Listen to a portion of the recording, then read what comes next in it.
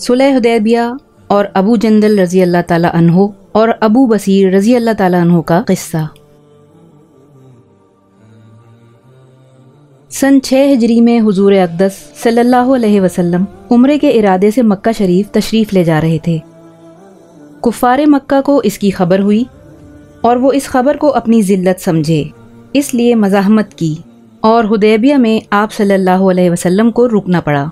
जानिसार सहाबा रज़ी अल्लाह ताला अन्हु साथ थे, जो हुजूर सल्लल्लाहु अलैहि वसल्लम पर जान कुर्बान करना फ़ख्र समझते थे। लड़ने को तैयार हो गए, मगर हुजूर सल्लल्लाहु अलैहि वसल्लम ने मक्का वालों की खातिर लड़ने का इरादा नहीं फरमाया और सुलह की कोशिश की। और बावजूद सहाबा रज़ी अल्लाह ताला अन्हु की लड़ाई पर मुस्तैदी और बहादुरी के हुजूर अकरम सल्लल्लाहु अलैहि वसल्लम ने कुफ़ार की इस कदर रियायत फरमाई कि उनकी हर शर्त को कबूल फरमा लिया। सहाबा रज़ी अल्लाह ताला अन्हु को इस तरह दबकर सुलह करना बहुत ही नागवार था, मगर हुजूर सल्लल्लाहु अलैहि वसल्लम के इरशाद के सामने क्या हो सकता था कि जानिसार थे और फरमाबरदार। इसलिए हज़रत उमर रज़ी अल्लाह ताला अन्हु जैसे बहादुरों को भी दबना पड़ा। सुलह में जो शर्तें तय हुईं, उन शर्तों में एक शर्त ये भी थी कि काफिरों में से जो शख्स इस्लाम लाए और हिजरत करके मुसलमान उसको मक्का वापस कर दें, और मुसलमानों में से खुदा न खास्ता अगर कोई शख्स मुर्तिद होकर चला आए तो वापस न किया जाए। ये सुलहनामा अभी पूरा लिखा भी नहीं गया था कि हज़रत अबू जंदल रज़ी अल्लाह ताला अन्हु एक सहाबी थे जो इस्लाम लाने की वजह से तरह तरह की तकलीफ़ें बर्दाश्त कर रहे थे और जंजीरों में बंधे हुए थे। इसी हालत में गिरते पड़ते मुसलमानों के लश्कर में इस उम्मीद पर पहुँचे कि इन लोगों की हिमायत में जाकर इस मुसीबत से छुटकारा पाऊंगा। इनके बाप सुहेल ने, जो इस सुलहनामे में कुफ़ार की तरफ से वकील थे और उस वक्त तक मुसलमान नहीं हुए थे, फतह मक्का में मुसलमान हुए। उन्होंने साहबजादे के तमाचे मारे और वापस ले जाने पर इसरार किया।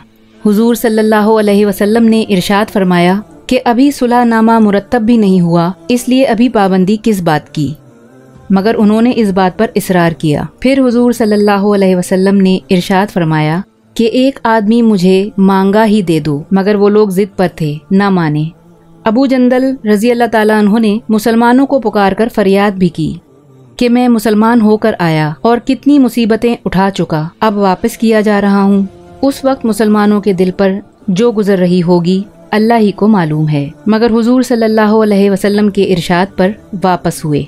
हुजूर सल्लल्लाहु अलैहि वसल्लम ने तसल्ली फरमाई और सब्र करने का हुक्म दिया और फरमाया कि अनकरीब हक ताला शाना तुम्हारे लिए कोई रास्ता निकालेंगे।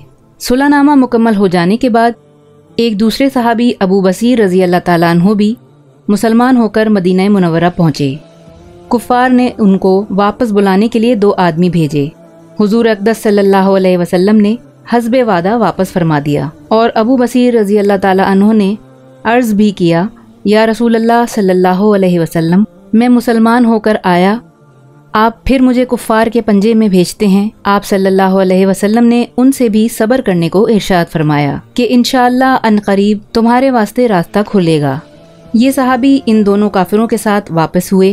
रास्ते में उनमें से एक कहने लगा कि यार तेरी ये तलवार तो बड़ी नफीस मालूम होती है।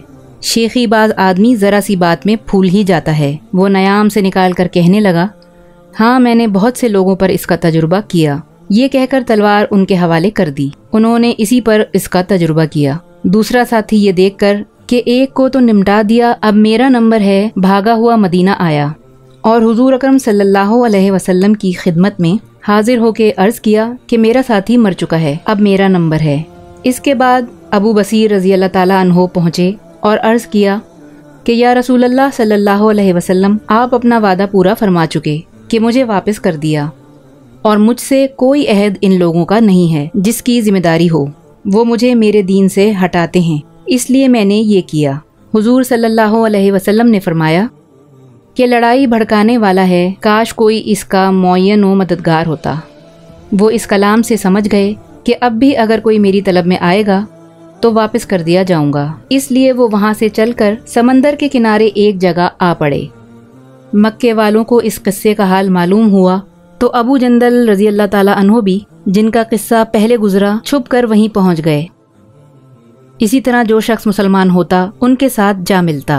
चंद रोज़ में یہ ایک مختصر سی جماعت ہو گئی جنگل میں، جہاں نہ کھانے کا کوئی انتظام، نہ وہاں باغات اور آبادیاں، اس لیے ان لوگوں پر جو گزری ہوگی وہ تو اللہ ہی کو معلوم ہے۔ مگر جن ظالموں کے ظلم سے پریشان ہو کر یہ لوگ بھاگتے تھے، ان کا ناطقہ بند کر دیا۔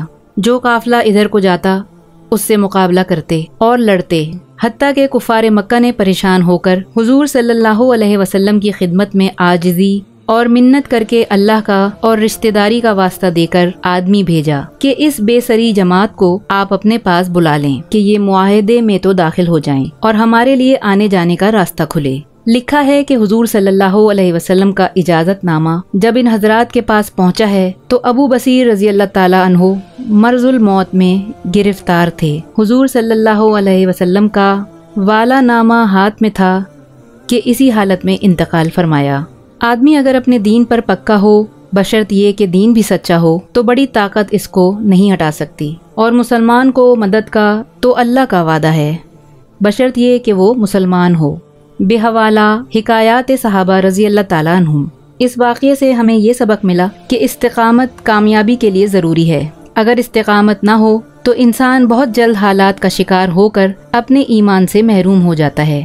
چنانچہ ہمیں بھی چاہیے کہ زندگی کے ہر موڑ پر اپنے ایمان پر استقامت سے ڈٹے رہیں۔ اللہ تعالی ہمیں اس واقعے سے سبق حاصل کر کے عمل کرنے کی توفیق عطا فرمائے۔ آمین یا رب العالمین۔